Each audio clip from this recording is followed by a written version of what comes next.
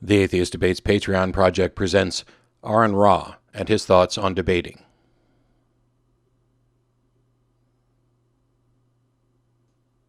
Please tell us a little about who you are. Hi, I'm AronRa. I'm Texas State Director of American Atheists. I'm a free thought contributor to the Global Secular Network. And I'm an activist advocating science education as best I can in the state of Texas, where I feel that accidentally I found myself in the set of the fire, in the pan, so to speak. And I feel there's some advantage there. I wish I was in Austin because it would be a little bit easier to attend to some of these hearings and such, but there's quite a lot going on in Dallas too, so I feel pretty centralized. How did you get started creating videos about evolution? I started doing videos on evolution and arguing against some of the creationist claims because when I originally started arguing with people online, as sometimes do, I found that there would be the same arguments again and again and again, and eventually you realize, why am I going to type out this whole paragraph again, or these 9 paragraphs that I typed out before? Just cut and paste the whole things.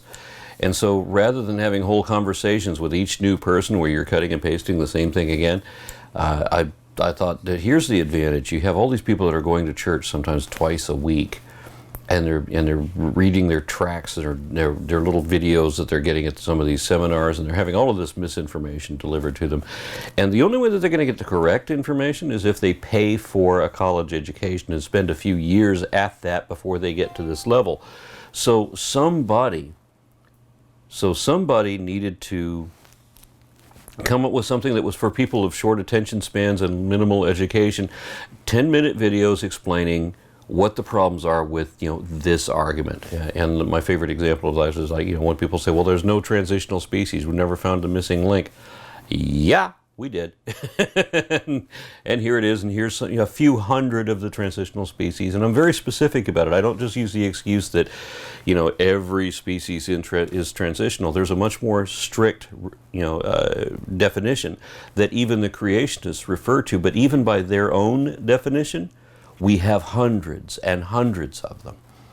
And I know they're not going to admit to this because I've had people admit in a moderated debate before the moderators that, yeah, we know that there are transitional species, but we want to teach that there are none because we think it is important that children believe that there are none.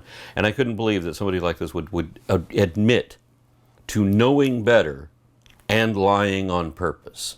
Because it's not about the truth is irrelevant, it's all about what you can get the kids to believe. Now, when they reject evidence that fits their own definitions, do they then go back and change their definitions? Well, yeah, there was one website that, when I said that the creationists use the same definition for, the strict definition for transitional species, the website that I found it on, where they actually give the definition, also said that nobody had ever found any of these, and so I took the definition that was on their website and I showed, here's 400 examples that fit the definition of what you just said has never been found. So are you going to correct your website to say that these have been found? And the guy wrote back, the webmaster of this site wrote back and said that in order to accept that transitional species exist, you must have to first assume that evolution happened. And if you don't assume evolution happened, then you can still dismiss even their own definition and all the hundreds of items that fit it if you don't want to believe that they exist. So it seems to me that it's all about pretending. How do you feel about live formal debates about scientific subjects? If we are in a situation where the truth matters, then what I would rather see is, rather than have two guys get up on stage and both of them make their assertions where they're not even talking to each other, they're talking to the audience. I have noticed where, especially young earth creationists like Kent Hovind, for example, they would be able to, they can lie as many times in a single sentence as there are words in that sentence, and I've seen that happen where there's 19 words in this sentence and there's 19 misrepresentations that I can select out of that same sentence, and it takes longer to refute a lie than it does to tell one. And then of course the strategy is that if you don't address every falsehood that they've just thrown out, well, then you somehow still lose. And as long as they can make an empty assertion about what they discovered and other citations that you can't look up and you have to give the benefit of the doubt, like you're going to pretend that they're honest, you don't have another option. You can't call them a liar unless you can prove it, right? Or at least the way I was raised, you would not accuse somebody of being a liar unless you can prove that that's what happened. In the cases where the truth matters, it would rather be the way that actually science actually works, where you make the statement and then everybody gets to look it up. And they have some time to look up all your references, look up the citations, and realize, you know what, he cited this document, this paper, and said that it said this, and no, it doesn't. It actually says this, and it refutes him. Then you can come back with a proper response. So the public debates, the reason why the creationists love the public debates is because that is the only place they have a chance. They can't play real science. They don't do their own research. They don't do their own experiments, ever. And if you've already submitted something to peer review and real scientists couldn't find anything wrong with it, then the guy with the degree in truthology from Christian University isn't going to find anything wrong with it either. Is there one problem with debates that you'd like everyone to understand more clearly? The primary tactic that I see the religious doing is assuming that their position is somehow a default and that all of the burden of proof every time is all going to be on us. They will not be accountable for anything. They will not hold the burden of proof for anything. And so the great deal of fun for me is to just put the burden of proof back where it belongs. Okay, and somehow assume if you can't explain something doesn't mean that you have explained it, and it doesn't mean that the explanation is magic. It doesn't mean that the magic comes from a God, and that it happens to be the Abrahamic God of your specific sect of Christianity. These are all a bunch of assumptions that you put onto it, and you have nothing to lead us to believe this. You just think that if I can't explain it, that's the assumption that you're going to make. Well, the religious has to understand that they have to show something, that some indication that they're correct. Everything that has been shown to be true has been shown by scientific methodology. This is why, with religion, every claim religion makes falls into one of two categories. They're either not evidently true or they're evidently not true. So evidently true is what science is about, because we submit everything to peer review, which means that everybody, and we don't have the same thing as religion either. We don't have where religious people have these laws against heresy, and they're all supposed to support a status quo. And then scientists, you're not going to be good in science, you're not going to be famous in science if you just support the status quo. Everybody that gets rich and famous in science did so by overturning what everybody else believes. And the only way to do that is not to create your own sect of people that believe the things that you believe. You have to prove it. You have to be able to show that you're correct, that the world is not actually getting bigger, but tectonic plates are actually in play, and you have to be able to show that this is really happening. So you have to have real data and real search, real facts on your side in order to do that. Religion, of course, can't. So it doesn't function at all the same way. So with every claim that the religious people make, I want to say, okay, that's an assertion, not in evidence. You just assumed that. You don't have anything to verify it. And they hate that because they will not endure a burden of proof for anything. What were your views about God and evolution prior to identifying as an atheist? I was in that same mindset once upon a time, although I wouldn't have described it as a God. Honestly, sincerely, the religion that I held the longest in my adult life was Jedi. I believed in something akin to a pantheistic life force that was somehow connecting all living things. Just pretty much the way Obi-Wan Kenobi described the Force, that rang to me. That's what I thought was actually the case. And I had been fooled by a lot of pseudo-documentaries where they did the thing about Kirlian photography to show, the dead leaves still have life energy. When you cut the leaf in half, it still shows a whole leaf because you're reading life energy. This is proof to me because I don't know that I'm watching nonsense. I think I'm actually watching a science documentary. And if these are the facts presented, if they were in fact facts, then I have data on which to base this belief. And I was really upset at having been deceived by that. And I was actually taking evolution in college as a young man. And I remember arguing that, believe it or not, before anybody else came up with the idea of irreducible complexity, I was arguing for things like the Venus flytrap, where you had all of these different elements of the Venus flytrap that you had to have all of them in succession or it wouldn't work. And I thought that there's a guiding hand. It wasn't a deity. I didn't believe in a god. But I believed that nature had a way of orchestrating certain things. And that there would be like this natural, call it spiritual sort of life force that would govern things the way that people very often think that God does. And I remember arguing with the teacher about why he doesn't account for or allow for, that things like the Venus flytrap would have to have all of these different components in order for it to work right. So maybe there's an indication of intelligence. Why don't you allow for this? And his argument dismissed it completely when he said, because there's no reason to. There's no reason at any point in evolutionary study where there's an indication of any external involvement.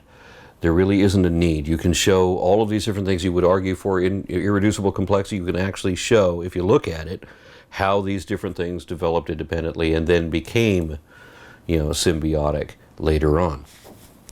And that was a challenge for me to realize that I don't have a reason to believe in intelligent design of any kind. And so I just used the same philosophy back on these other people. I remember it counts back to something that I read from Carl Sagan, where Carl Sagan is talking about a hypothetical situation where you're trying to explain to somebody how a TV works, and they think that there's tiny little men back there playing the music or what have you. And when you explain all the the transistors or whatever, maybe it's not a TV, maybe it was a radio, but and they get to the point where they start to understand it, and they say, well, isn't there just like one guy back there still playing music? So they're still not getting the concept. Defining terms for a discussion seems critical. Why is it so problematic? I had a moderated debate once upon a time wherein I wanted to open with definitions, because I don't want to be having two of us arguing two completely different things, because I know the game. I've had this enough times that I know when I'm arguing for what faith is, they're going to try to use a different context that doesn't really exist in religious documentation but only can be found in a dictionary, and they'll use it in, that faith is somehow just trust. It's not a complete trust, with also the suffix of without evidence. They're just going to use the word trust, or they're just going to use the word hope, so that it's not in a religious context at all, so that they can then pretend that I have faith just like they have faith, and so they can pretend that they're on equal grounds.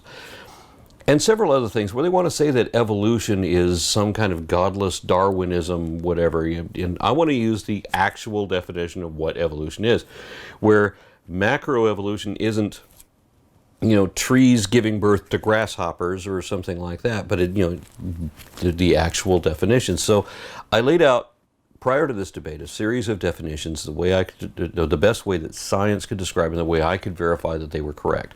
My opponent refused to use the definitions, refused to have the definitions available where other people could see them, and wouldn't argue over whether they were accurate or not.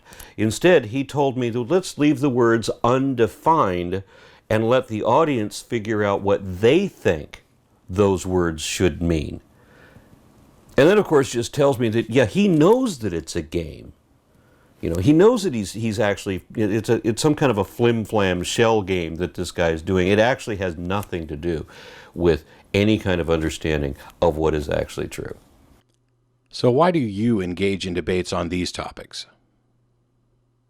For me, truth is the issue. And I have to identify truth as being statements about reality that can be shown to be true.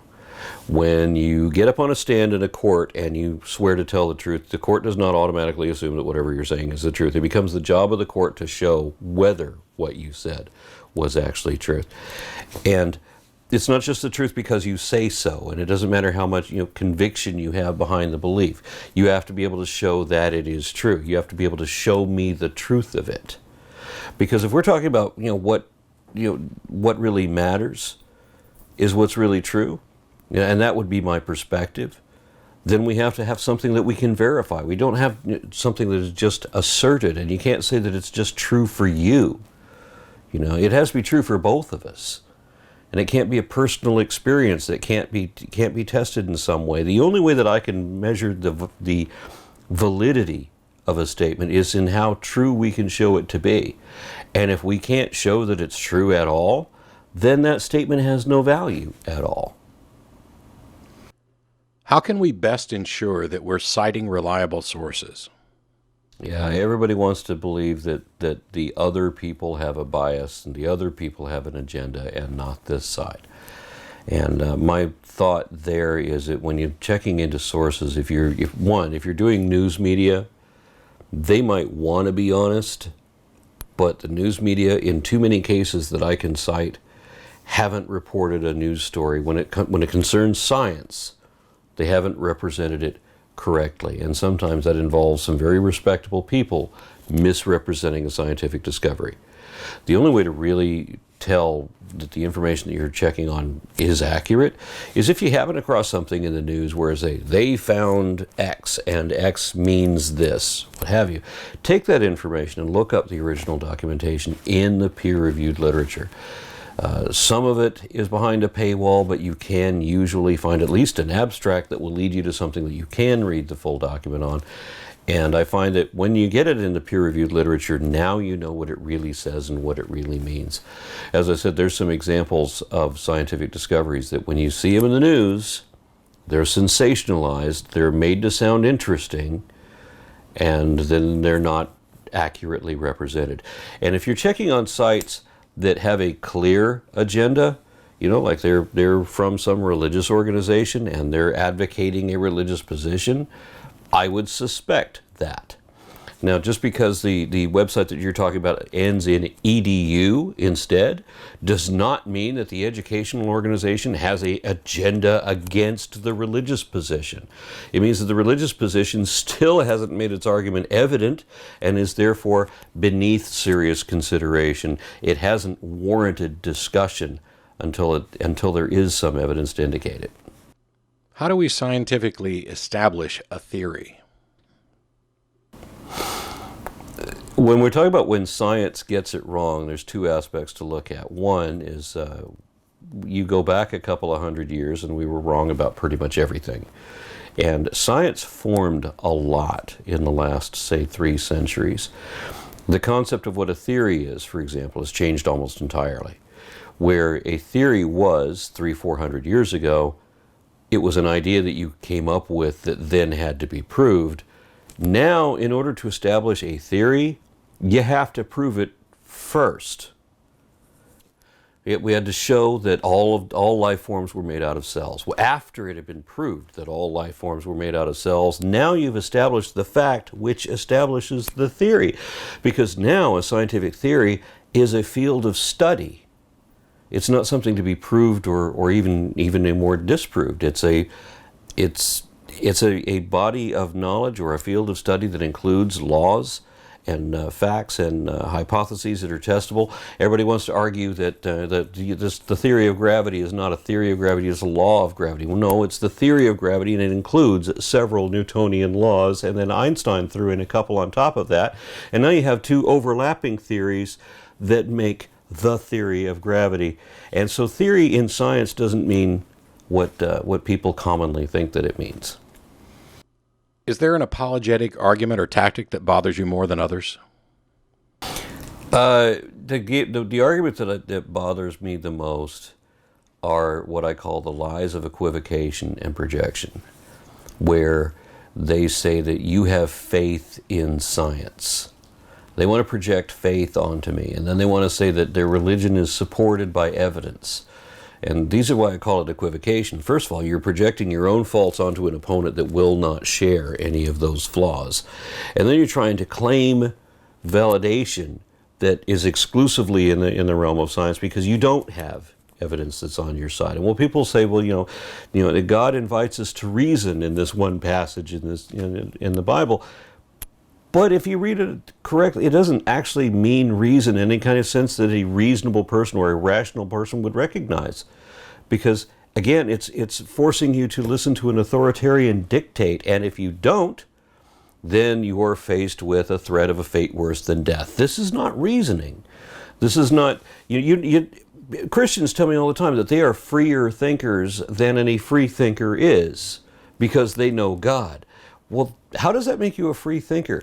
If you're not free to believe what makes sense to you, if you're required to believe this thing and you're prohibited from believing this thing, well, then that's not free thought. And if it's on pain of a fate worse than death, or you get the stick and the carrot, you get this impossible reward that nobody ever has to pay out. It's just a matter of whether you believe. It has nothing to do with your actions. It's just whether you buy into the story.